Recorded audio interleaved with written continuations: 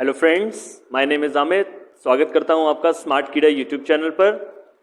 Last lecture में मैंने miscellaneous questions discuss किए थे आरआरबी मेंस के। That was the part 2, lesson number 19। आज हम करेंगे फिर से पार्ट 3, यानी फिर कुछ क्वेश्चंस लाए हूं। थोड़े से डिफिकल्ट लेवल के क्वेश्चंस होंगे आज, ठीक है। मॉडरेट भी होंगे और डिफिकल्ट क्वेश्चंस भी होंगे, वो हम आज डिस्कस करेंगे। पर एक बात मुझे आज आपसे करनी है, और वो ये कि लेसन नंबर 19 में अगर आप थोड़ा ध्यान से उसको देखोगे तो कुछ कंसेप्चुअल मिस्टेक मुझसे हुई हैं। क्या आप उसको पॉइंट आउट करके मुझे बता सकते हो? Critical reasoning point of view से उसमें कोई भी मिस्टेक नहीं है। हाँ, कंसेप्चुअल पॉइंट ऑफ व्यू से मैंने एक मिस्टेक की है, एक नहीं, एग्जैक्टली 2 मिस्टेक्स मैंने की हैं। प्लीज़ मुझे उसको आप रेफर करके बताइए, और अगर आप मुझे बताते हैं कमेंट करके तो अच्छी बात है, और अगर नहीं भी बताते हैं तो नेक्स्ट वीडियो में मैं उसको क्लेरिफाई करूँगा, ठीक है। यानी कि रिवीजन भी करेंगे और कुछ डाउट क्लियरिफिकेशन भी हम करेंगे नेक्स्ट लेक्चर में। आज हम स्टार्ट करेंगे फिर से मिसलेनियस क्वेश्चंस, और पहला क्वेश्चन आपकी स्क्रीन पे आप देख सकते हो, ये रहा। थोड़ा सा डिफिकल्ट लेवल का क्वेश्चन है ये, बिल्कुल फ्रेश क्वेश्चन बनाया गया है। तो पहले वैसे ही जैसे हम करते हैं, आप इसको पॉज करके पढ़ सकते हैं, ठीक है, और मैं भी आपके साथ साथ पढ़ूंगा। तो पहले डायरेक्शंस देखेंगे। The passage given below is followed by 5 statements which may or may not be inferred from the passage। ठीक है, हमें यहाँ पे देखना है पैसेज के बाद जो 5 स्टेटमेंट्स हैं उसमें से कौन कौन से स्टेटमेंट्स इन्फर हो रहे हैं। Choose the ones which can be inferred from the passage, यानी इन्फ्रेंस का क्वेश्चन है। थोड़ा लेंदी पैसेज है, इसलिए मैं इसको डिफिकल्ट भी कहूँगा। थोड़ा सा अगर आप देखें तो इसमें थोड़े टफ वर्ड्स यूज़ किए गए हैं, तो हो सकता है आपको डिक्शनरी का इस्तेमाल करना पड़ जाए। मैं जितना एक्सप्लेन कर सकता हूँ मैं करूँगा। Bourgeois capitalism is attacked for variety of reason. अब शुरुआती भारी भरकम वर्ड से हुई है। बोर्गियस कैपिटलिज्म, ये क्या चीज़ होती है? जी हाँ, ब्रिटिशर्स। जब हम बोर्गियस कैपिटलिज्म की बात करेंगे तो हमारे माइंड में क्या आना चाहिए? ब्रिटिशर्स। ब्रिटिशर्स ने हमारे साथ जो किया है वो बोर्गियस कैपिटलिज्म कहा जा सकता है। उन्होंने हम पे शासन किया और अथॉरिटेटिव स्टेटमेंट्स दिए थे। हमारी उसमें कोई डेमोक्रेटिक आवाज़ नहीं थी कहीं पे भी, यानी कि वो जो कहते थे वो लॉ हो जाता था, उसी को वो कानून मान के हमारे ऊपर राज कर रहे थे। और कैपिटलिज्म से तो आप मतलब समझ ही सकते हो। कैपिटलिज्म का मतलब ये होता है कि ऑब्वियस सी बात है कि जो अमीर है वो वीक, जो नीचे जो पुअर लोग हैं उनके ऊपर राज करता आएगा। कैपिटलिज्म के थ्रू ही हमारी सोसाइटी चल भी रही है आज की डेट में भी। बट बोर्गियस कैपिटलिज्म की जब हम बात करेंगे तो हम ड्रेन ऑफ वेल्थ की बात करेंगे, जैसे ब्रिटिशर्स ने हमारे साथ किया। So it is attack for variety of reasons. वो तो है ही है, बहुत से वैरायटी ऑफ रीजंस हैं हमारे पास, जिसकी वजह से हम ब्रिटिशर्स के रूल को आज भी बिल्कुल अपने सिरे से नकार देते हैं, ठीक है। हम सेटिस्फाइड नहीं थे उनसे, उन्होंने हमें बिल्कुल पॉवर्टी लेवल पे ला दिया और अपना वेल्थ क्रिएट करते रहे, हमारे देश को लूटा। But it is during this historical epoch that public spirited rules came into prominent from sport to science to fashion to politics. अब यहाँ पे थोड़ा सा सीन पलट दिया गया है। जो हमारा ऑथर है उसने ये कहा कि अगर आप इसको थोड़ा सा साइड में रख दें इस चीज़ बात को, तो जितने भी इस थ्रू आउट इस हिस्टोरिकल माइंडसेट में अगर आप देखो जो आज़ादी से पहले वाला है, इसी के दौरान हमारे कुछ पब्लिक स्पिरिटेड रूल्स भी बने, कि जैसे स्पोर्ट्स में बने, साइंस में बने, फैशन में बने, पॉलिटिक्स में बने। यानी हम रूल बाउंड सोसाइटी बन गए, हर चीज़ का एक लॉ बन गया, हर चीज़ एक कोडिफाइड हो गई, ठीक है। Over the past 100 years and more, these public spirited rules shaped our thinking in science, knowledge, and has now to be demonstrated by objective rules and not handed down by the church or the tyrant, even the guru। यानी यहाँ पर religion की बात हो रही है और law की बात हो रही है, ठीक है। Even the knowledge has now to be demonstrated by objective rules. Knowledge को भी हमने कोडिफाई कर दिया, हर चीज़ को हमने कोडिफाई करके एक रूल बनाया, ठीक है। अब हमें सिर्फ डिपेंड नहीं करना किसी गुरु के ऊपर या किसी चर्च में जाके किसी पादरी के उस पर नॉलेज पे डिपेंड नहीं करना, हमें उसकी कोडिफाइड बुक मिली हुई है, हमें उसको उसके थ्रू चलना है। In politics also authorities vested in the rule of citizenship that limits the power of the state, ठीक है। अब डेमोक्रेटिक कंट्री बन चुके हैं, यहाँ पर अब लोगों की सिटीजनशिप रूल्स की बात की जाती है, उनके पावर्स की बात की जाती है, और जो स्टेट के पावर को लिमिट करता है, ठीक है। आप हमारे फंडामेंटल राइट्स का हनन नहीं कर सकते और उसके लिए स्टेट बाउंड है, ठीक है। आप ऐसा कानून नहीं बना सकते जिससे हमारा फंडामेंटल राइट इन्फ्रिंज हो, ठीक है। In sports there is the referee, the audience and the spectators who are all equal participants under transparent rules। अब स्पोर्ट्स में भी हम देखते हैं कि रेफरीज होते हैं, ऑडियंस होती है, और हम थर्ड कैमरे से भी हम देख रहे हैं, स्पेक्टेटर्स भी, हम लोग जो ऑडियंस है वो भी देख रही है कि क्या हो रहा है। कोई चीटिंग नहीं कर सकता, हर चीज़ का एक ट्रांसपेरेंट रूल बना हुआ है और आपको उसके थ्रू चलना है। आई होप आपको gist of the passage clear हो गया हो, पैसेज क्या कहना चाह रहा था थ्रू आउट। ठीक है, चलिए हम बढ़ते हैं इन्फ्रेंसेस की तरफ। नेक्स्ट यहाँ से हम क्लियर करेंगे और बढ़ेंगे इन्फ्रेंसेस की तरफ। तो पहला जो स्टेटमेंट है वो कहता है test matches are still on but 2020 is where the big bucks are. अब यहाँ पे स्पोर्ट्स में चले गए, टेस्ट मैचेस और 2020 क्रिकेट की बात करने लग गए। क्या ये मेरा इन्फ्रेंस हो सकता है पैसेज में से? जी नहीं, ये तो बिल्कुल ही एक्स्ट्रा और सुपरफ्लुअस इन्फॉर्मेशन दे दी गई जिसका कोई लेना देना मेरे पैसेज से नहीं है। हाँ, स्पोर्ट्स की बात की थी, रेफरीज की बात की थी, time bound rule bound based की बात की थी आपने कि हर चीज़ का एक रूल हो गया है अब। तो यहाँ पर 2020 और टेस्ट मैच की कोई बात नहीं हो रही है। सेकंड देखते हैं, बहुत ही वेवर्ड होगा पहला ऑप्शन। सेकंड देखते हैं, in the developed world old fashion bourgeois democracy is increasingly being dwarfed by spectacle and theatre. हाँ, बर्गर्स की तो आपने बात की, डेमोक्रेसी की भी कुछ हद तक बात हो रही है, कुछ पुरानी हिस्ट्री की कुछ बात हो रही है, पर क्या ये बोला गया है कि स्पेक्टिकल और थिएटर से उसको रिप्लेस किया जाएगा? जी नहीं, आपने रूल बाउंड की बात की थी, इस बारे में तो नहीं बात की थी कि स्पेक्टिकल और थिएटर पे भी हम, ये कुछ एक्स्ट्रा इन्फॉर्मेशन होगी क्या, इसको मैं इन्फर कर सकता हूँ अपने इस पैसेज में से? जी नहीं। क्या मेरे मिडिल ऑफ द आर्ग्यूमेंट में कहीं ये शो हो रहा है कि हम स्पेक्टिकल या थिएटर की तरफ बढ़ रहे हैं ओल्ड फैशन बर्गर्स डेमोक्रेसी खत्म करके? जी नहीं, ऐसा कुछ इन्फर होता वो मुझे महसूस नहीं हुआ। ऑप्शन 3 देखेंगे, today we are determinedly moving away from being rule bound to spectacle bound. फिर वही बात आपने बोली, आपने बोला रूल बाउंड हो रहे हैं, आपने स्पेक्टिकल बाउंड नहीं बोला थ्रू आउट। स्पेक्टिकल क्या होता है? Spectator bound, public bound.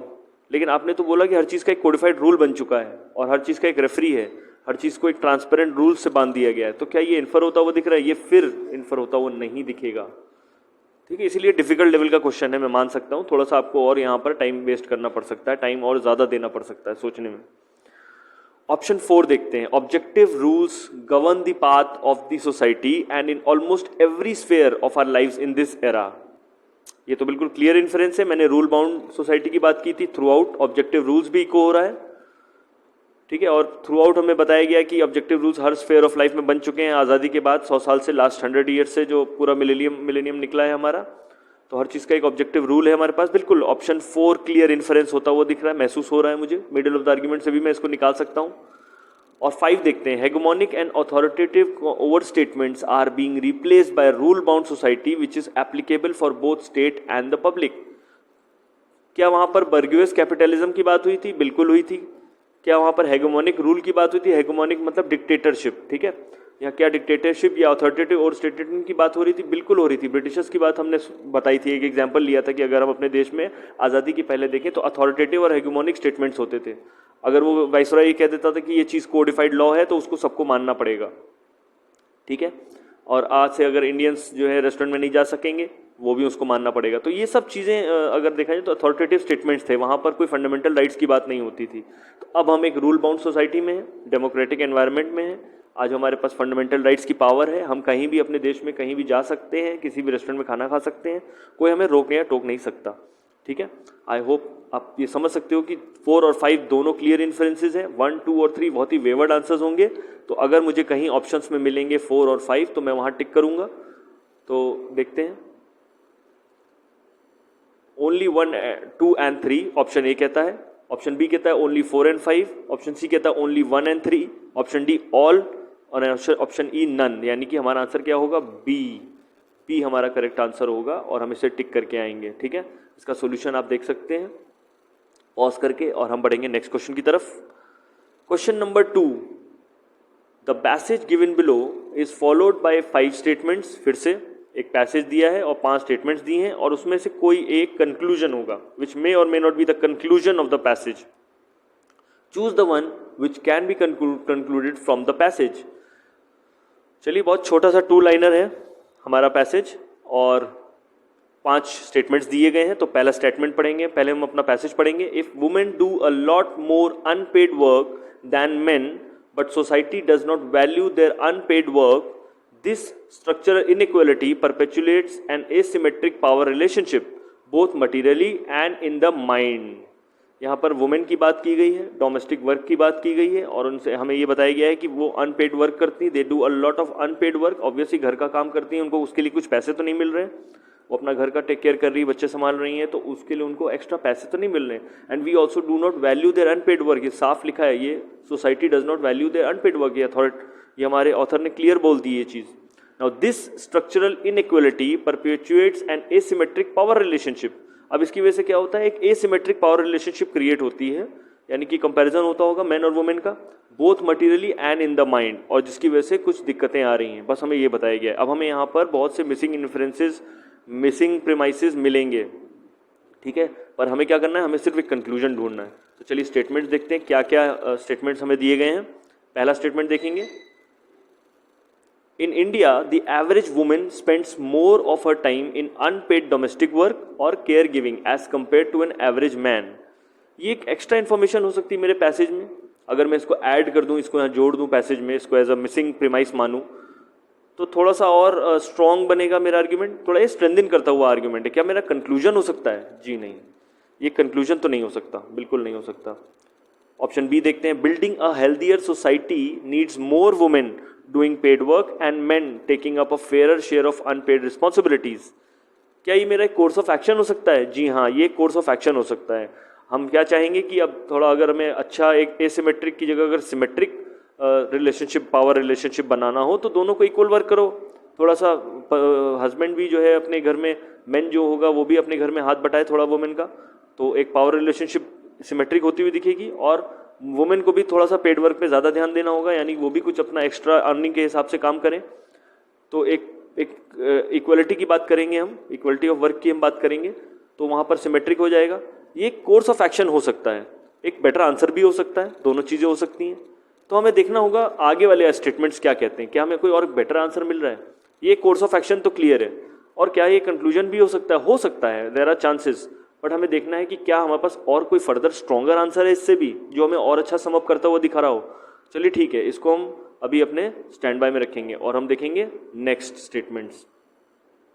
तो ऑप्शन सी क्या कहता है, women should be given a fair weightage, respect and credibility for doing domestic unpaid work, and men should also take a share of load to help them to balance the power relationship. अब यहाँ पूरा sum up कर दिया, power relationship की बात को sum up कर दिया। यहाँ पर वुमेन के अनपेड वर्क को क्रेडिबिलिटी देने की बात की गई, बिल्कुल ये भी सही होना चाहिए, बिल्कुल होना चाहिए, ताकि एक सिमेट्रिक रिलेशनशिप बन सके उनके डोमेस्टिक वर्क के लिए। और मेन को भी ऐसा कुछ करना चाहिए जिसकी वजह से वो रिलेशनशिप और बेटर हो, यानी ऑप्शन बी से और ज़्यादा इंड्यूस, स्ट्रॉन्गर इंड्यूस होता हुआ ऑप्शन सी दिख रहा है मुझे अब, क्योंकि यहाँ पर पावर रिलेशनशिप को बैलेंस करने की बात कर दी गई फाइनली, और मुझे क्लियर दिख रहा है। यानी अगर मैं यहाँ देयरफॉर लगा दूँ, therefore women should be given a fair weightage, respect and credibility for doing domestic unpaid work, and men should also take a share of load to help them to balance the power relationship. बिल्कुल clear conclusion होता हुआ मिलेगा। Option B से better answer मुझे option C मिलेगा। दोनों close answers हैं, ध्यान रखिएगा, बहुत जल्दबाजी में होगे तो बी पे टिक करके आ जाओगे आप, बट कंक्लूजन तो सिर्फ एक होगा, ये तो हमने शुरुआत से देखा हुआ है, और only one statement would be a conclusion of the passage. Option D देखते हैं, चलिए इसको तो मैं इसको सुपर श्रेणी में रखूंगा, सबसे best answer option D, bringing up of boys differently than girls is deeply segregated by gender in terms of work and respect. क्या ये एक एक्स्ट्रा लोडेड इन्फॉर्मेशन है जो कि मेरे आर्ग्यूमेंट में ऐड करने पे उसको सपोर्ट कर सकती है? बिल्कुल, ये एक स्ट्रेंथन करता हुआ आर्ग्यूमेंट होगा। अगर मैं यहाँ लगा दूँ therefore bringing up of boys, तो वो एक्सप्लेन नहीं करता, तो इसलिए ये मेरा आंसर नहीं हो सकता। Option E, violence against women is one of the side effects of the resulting misogyny. यहाँ पर कुछ थोड़ा सा और ऊपर चले गए, थोड़ा सा स्लिपरी स्लोप है यहाँ पर, थोड़ा सा कुछ ज़्यादा ही चले गए, वायलेंस पे चले गए, वायलेंस अगेंस्ट वुमेन पे चले गए, बिल्कुल भी नहीं, बहुत वेवर्ड चले गए, आप बहुत दूर चले गए। हम यहाँ पर वुमेन के अनपेड डोमेस्टिक वर्क की बात कर रहे थे, उसके लिए उसकी क्रेडिबिलिटी की बात कर रहे थे, ठीक है। तो हमारा ऑप्शन सी बेटर आंसर है। In the light of option B भी अगर हम देखें तो दोनों में से सी एक बेटर आंसर निकलेगा, ठीक है। तो हमें जहाँ मिलेगा ऑप्शन सी, हम उसे टिक करेंगे, बिल्कुल सही, ये रहा मेरा सोल्यूशन, ठीक है। और इसके बाद नेक्स्ट क्वेश्चन की तरफ हम बढ़ेंगे। Read the paragraph carefully and answer the questions given below, ठीक है। अब यहाँ पर थोड़ा सा ये टफर लेवल का क्वेश्चन होगा, ये मॉडरेट जरूर मैंने लिखा है, मॉडरेट इन द सेंस इसलिए क्योंकि थोड़ा सा आसान होगा समझने में। क्वेश्चन 4 थोड़ा सा डिफिकल्ट होगा, चलिए वो पहले क्वेश्चन 3 कर लेंगे। Which of the following could be if any a reason, ठीक है, यहाँ पर पहले मैं ऑप्शंस पढ़ रहा हूँ नीचे, फिर मैं पैसेज देखूंगा। A reason for encounter mindset as legitimate and human right activist as illegitimate. यहाँ पर एक रीजन पूछा गया है और कुछ एनकाउंटर माइंडसेट की बात की गई है और कुछ ह्यूमन राइट एक्टिविस्ट की बात की गई है। चलिए पहले अब फिर वापस से पैसेज पे जाएंगे, पहले पैसेज पढ़ेंगे। Yet what's changed now is the mindset of civil society at large, which earlier respected and defended right campaigners but now seems to detest them। अब यहाँ पर ये चीज़ बताई गई है कि सोसाइटी को अगर हम देखें, उसकी जो माइंडसेट को अगर हम देखें तो पहले से अब काफ़ी चेंजेस आ चुके हैं। आज हम जो हमारे जो राइट कैंपेनर्स होते हैं यानी एक्टिविस्ट जो लोग होते हैं उनके हम विरुद्ध जा रहे हैं एक तरीके से। पहले तो उनको बहुत रिस्पेक्ट करते थे पर आज हम उनके विरुद्ध जा रहे हैं। क्यों? अब नेक्स्ट पढ़ते हैं, next premise. The encounter Raj mindset has become wide spread. जो आजकल आप देखोगे सोसाइटी में एनकाउंटर राज चल रहा है। आजकल पुलिस को बिल्कुल फ्री हैंड दे दिया गया है कि आप एनकाउंटर कर दीजिए, कोई प्रॉब्लम है तो एनकाउंटर कर दीजिए। तो ये जो माइंडसेट है ये बहुत वाइड स्प्रेड हो चुका है। अब काफ़ी हद तक लोगों के माइंडसेट में ये आ चुका है। ये ऑथर कह रहा है, ठीक है, ये सारी चीज़ें ऑथर कह रहा है। People have swallowed wholly the government narrative of regarding human right activist as urban Naxals और टेरर सिंपथाइजर्स। अब यहाँ पर क्लियरली बोला है, क्लियरली बताने की कोशिश की गई है कि गवर्नमेंट भी आजकल ह्यूमन राइट एक्टिविस्ट जो होते हैं हमारे, जो आवाज़ उठाते हैं, कोई गलत हो रहा होता है देश में या कुछ कोई गलत लॉ बना दिया आपने, उसके खिलाफ अगर कोई एजिटेशन हो रहा है तो उनको अर्बन नक्सल बोल देती है और उनको टेरर सिंपथाइजर्स बोल देती है। तो उस लोगों के माइंडसेट भी अब कुछ हद तक वैसा ही होता चला जा रहा है। उनका भी माइंडसेट काफ़ी हद तक एनकाउंटर राज और इन सब चीज़ों में चला गया है। ठीक है, ये एक ऑथर की स्टेटमेंट है। ठीक है, मैं कुछ इमोशनल टिप्पणी इस पर नहीं करना चाहूँगा। जो हमें बताया गया है, लॉजिकली थिंकिंग हमें बताई गई है, वो हमें देखना है कि हमें क्या पैसेज में जिस्ट मिला है थ्रू आउट, क्या प्रीमाइसेस थे और क्या कंक्लूड करने की कोशिश की गई है। अब ये बात तो क्लियर है कि सिविल सोसाइटी का माइंडसेट आजकल ह्यूमन राइट कैंपेनर्स की तरफ नहीं है। उनको वो आजकल बिल्कुल रिस्पेक्ट नहीं दे रहे हैं और बल्कि उनको टेरर सिंपथाइजर बोलते हैं या अर्बन नक्सल बोलते हैं जैसे गवर्नमेंट बोल रही है। और एनकाउंटर जो हो रहे हैं उनको भी वो बिल्कुल उसके लिए बड़े खुश हो रहे हैं आजकल लोग, अरे अच्छा हुआ इसको मार दिया, ख़त्म करो। ठीक है, इस तरीके से। तो एक रूल ऑफ लॉ के लिए बहुत ही गलत चीज़ है, डेमोक्रेटिक एनवायरनमेंट के लिए काफ़ी गलत है, ये तो हमें पता है कॉन्स्टिट्यूशन वाइज। चलिए ठीक है, चलिए देखते हैं कि क्या रीज़न हो सकता है। What would be a reason for encounter mindset as legitimate and human right activist as illegitimate. अब समझ में आया क्यों एनकाउंटर माइंडसेट को लेजिटिमेट बोला जा रहा है आजकल और क्यों ह्यूमन राइट एक्टिविस्ट को इलेजिटिमेट बोला जा रहा है। ठीक है, अब यहाँ पे ये भी बोला गया कि कुछ इसमें से स्टेटमेंट हो सकता है कोई सोल्यूशन निकल आए, या हो सकता है वो इन्फ्लुएंस भी हो सकता है, या वो स्ट्रेंथन या वीकन कर सकता है आर्ग्यूमेंट को। तो मैं पहले स्टेटमेंट्स देखूंगा और मैं वो ढूंढूंगा, पहला ऑप्शन ढूंढूंगा कि क्या इनमें से कौन सी ऐसी चीज़ है जो इसका एक रीज़न बन सकती है। चलिए ठीक है, यहाँ से क्लियर करेंगे और बढ़ेंगे ऑप्शन की तरफ। ऑप्शन क्या कहता है? ऑप्शन कहता है, पहला स्टेटमेंट अगर आप पढ़ोगे तो यहाँ लिखा है clearly that the global right NGO amnesty is under the government scanner, its source of funding being choked only because it asks uncomfortable questions about violations of the law by the security forces। अब यहाँ पर global right NGO amnesty की बात की है। ठीक है, यहाँ पर एक एग्जांपल देने की कोशिश की गई है कि जो आजकल जैसे ह्यूमन राइट एक्टिविस्ट को डिसरिस्पेक्ट किया जा रहा है और गवर्नमेंट भी उन पर बल्कि उल्टा चार्जेस लगा रही है सेडिशन वगैरह के, जैसे उनको एंटी नक्सल बोल रही है या उनको टेररिस्ट कैंपेनर्स बोल रही है, उनके सिंपथाइजर बोल रही है कि वो टेररिस्ट के साथ हैं। हालांकि ऐसा कुछ नहीं है। यहाँ पर ये बताने की कोशिश की गई है कि जो NGO है एमनेस्टी वो भी गवर्नमेंट के स्कैनर में है, उसके फंडिंग्स चेक किए जा रहे हैं और ये बताया जा रहा है कि वो बहुत ही अनकंफर्टेबल क्वेश्चन पूछ रही है गवर्नमेंट से regarding the law violations of the security forces. यानी कि एनकाउंटर की जो हम बात कर रहे थे, अगर हम किसी का एनकाउंटर कर दे रहे हैं बिना किसी शक के बिहाफ पे या सब कुछ करके, तो वो ऑब्वियस सी बात है एक वायलेशन ऑफ लॉ है बाय द सिक्योरिटी फोर्सेज। तो ये एक स्ट्रेंथन करेगा हमारे आर्ग्यूमेंट को। ऑब्वियस सी बात है अगर मैं इसको ऐड कर दूं अपने आर्ग्यूमेंट में तो सपोर्ट करेगा। जो भी बातें मैंने ऑलरेडी पैसेज में की हैं वो सब कुछ इको होती हुई दिखेंगी इसमें, बिल्कुल। तो ये स्ट्रेंथनिंग के लिए जाएगा, लेकिन रीज़न नहीं है। ये एक रीज़न नहीं दिखा रहा है कि क्यों एनकाउंटर माइंडसेट जो है वो एक आज की डेट में लेजिटिमेट बन चुका है और ह्यूमन राइट या राइट कैंपेनर्स जो हैं वो इलेजिटिमेट हो चुके हैं। ये एक्सप्लेन नहीं कर रहा। फिर सेकेंड स्टेटमेंट देखते हैं, only the rule of law keeps us collectively safe. ठीक है, only the rule of law keeps us collectively safe. इसका क्या मतलब है? बिल्कुल एक्स्ट्रा इन्फॉर्मेशन है। बहुत ही ज़्यादा एड ऑन इन्फॉर्मेशन है, हमारे पैसेज से अभी फिलहाल इसका कोई लेना देना नहीं है, ठीक है। और 3 क्या कहता है, if the rule of law is destroyed then rule by might emerges which threatens every citizen. अब यहाँ पर भी कुछ एक्स्ट्रा इन्फॉर्मेशन दी गई है कि रूल ऑफ लॉ अगर खत्म हो जाएगा तो रूल ऑफ माइट इमर्ज हो जाएगा, जिसकी वजह से हर सिटीजन जो है इस समय एक रिस्क में रहेगा, ठीक है, रिस्क के घेरे में रहेगा, उसके लिए थ्रेटन रहेगा हर चीज़ की। गवर्नमेंट तो किसी के साथ कुछ भी कर सकती है अब। तो ये भी एक एक्स्ट्रा इन्फॉर्मेशन है। क्या ये एक वैलिड रीज़न हो सकता है कि क्यों एनकाउंटर माइंडसेट जो है वो इलेजिटिमेट है और कैंपेनर जो है वो लेजिटिमेट है, या vice versa, sorry. Now crime has increase in the society.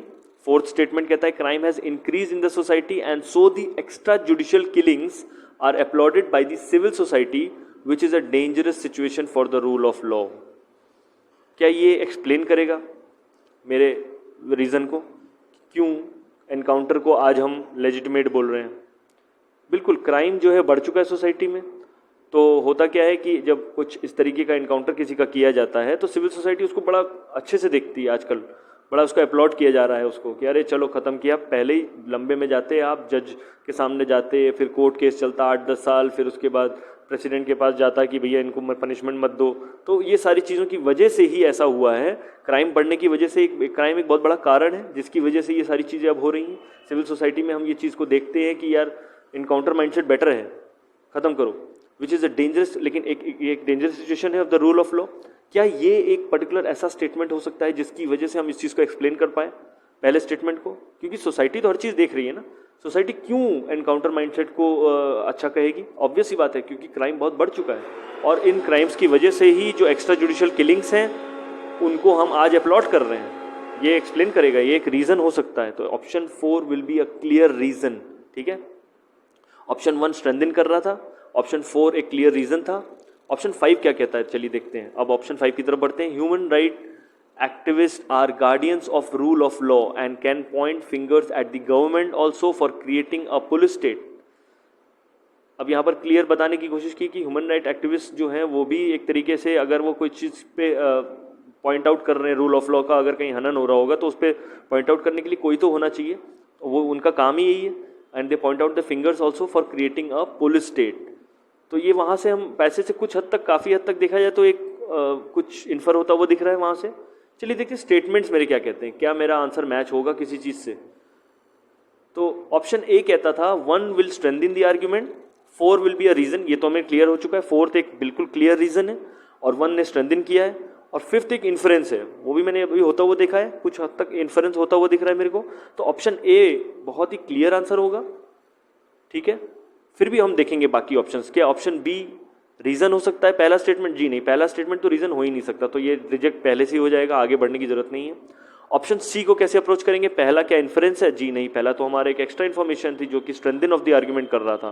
तो ऑप्शन डी देखते हैं, पहला इन्फ्रेंस, जी नहीं, फिर ये भी गलत हो जाएगा, एंड ये तो हो ही नहीं सकता क्योंकि ऑप्शन ए हो रहा था। तो आई होप आप समझ गए कि किस तरीके से इस क्वेश्चन को अप्रोच करना है। ऑप्शन ए लेके चलो, सिर्फ एक लेके चलो, फिर बाकी को तो हम देख लेंगे, ठीक है ना। एक भी अगर हमारा क्लियर आंसर आ गया तो हम बाकी को रिजेक्ट कर सकते हैं। बी सी डी को हमने क्यों एलिमिनेट कर लिया? क्योंकि हमें पता था कि स्टेटमेंट 1 जो है वो स्ट्रेंथन ऑफ द आर्ग्यूमेंट है, ना कि रीजन है, ना कि इन्फ्रेंस है, इसीलिए हम बाकी को रिजेक्ट कर पा रहे हैं, ठीक है, ताकि क्वेश्चन और अच्छी तेजी से आप इसको सॉल्व कर सको। चलिए इसका सोल्यूशन अगर आपको देखना हो तो आप देख सकते हैं, ठीक है, यहाँ पर इसका सोल्यूशन है, आप इसको पॉज करके पढ़ सकते हैं। और मैं बढ़ूंगा लास्ट क्वेश्चन की तरफ, जो कि यहाँ मॉडरेट जरूर लिखा है, पर ये मेरे हिसाब से एक डिफिकल्ट क्वेश्चन भी होगा, काफ़ी डिफिकल्ट क्वेश्चन होगा। क्यों होगा वो आपको पता चल जाएगा। पहले डायरेक्शंस पढ़ेंगे, read the paragraph carefully and answer the question below. बिल्कुल सेम वही सब कुछ करना है जैसे क्वेश्चन 3 में किया। यहाँ पर जो पैसेज दिया है वो कहता है never waste a crisis is an old adage, यानी कभी कोई क्राइसिस आए तो उसको वेस्ट मत करो, उसका यूज करो, उसको एक अच्छी अपॉर्चुनिटी की तरह मान के चलो। The Covid crisis is a good time to enact painful reforms, ठीक है। Some reforms like the suspension of labor laws for 3 years by some states have caught the headlines and been criticized। अब यहाँ पर keyword क्या है? Keyword ये है कि सस्पेंशन किया गया है किस चीज़ का? लेबर लॉज का। ये एक बहुत ही हार्ड और पेनफुल रिफॉर्म है। 3 साल के लिए आपने लेबर लॉज को सस्पेंड कर दिया स्टेट्स में से, यानी अब लेबर्स की कोई सोशल सिक्योरिटी नहीं होगी। अब जैसा चाहे गवर्नमेंट उनको काम देगी, जैसा चाहे उनसे काम लेगी, ना उनके कोई फिक्स पैसे मिलेंगे, क्या वो फिक्स करेंगे या जैसा भी होगा वो सस्पेंड, फिलहाल लेबर लॉज नहीं है अभी आपके हाथ में, सोशल सिक्योरिटी नहीं है, आप कुछ कर नहीं सकते क्योंकि अभी ये 3 साल फिलहाल बहुत ही पेनफुल रहेंगे। कोविड क्राइसिस है, उसमें अब एक टफ डिसीजन गवर्नमेंट ने ले लिया है, बहुत से स्टेट्स में ले लिया भी गया है, सस्पेंड कर दिया है लेबर लॉज को और उनको अपनी तरफ से मॉडिफाई कर दिया है।